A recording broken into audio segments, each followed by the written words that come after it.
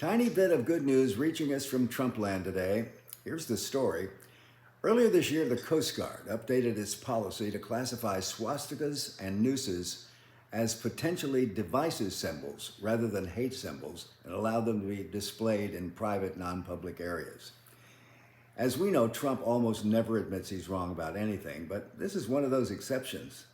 The change drew so much criticism from lawmakers and advocates who pointed out the historical context and harm associated with these symbols that the Coast Guard actually reversed itself and said, okay, as you were, swastikas, bad after all.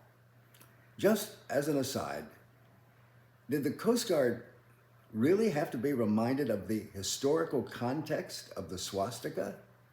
Had they just arrived on this planet? Anyway, now the Coast Guard issued a new, firmer policy stating that nooses and swastikas are prohibited symbols that violate its core values. So what I want to know is, whose idea was it who thought the original change was a good idea in the first place?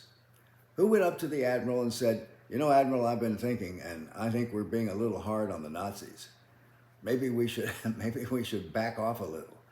And who would have had enough sway that the Admiral would have said, excellent point, let's just downplay that hate speech stuff and call them potentially divisive, you know, like a peace sign or a picture of Biden. I've been thinking about whose idea that might have been, and I can only come up with one name.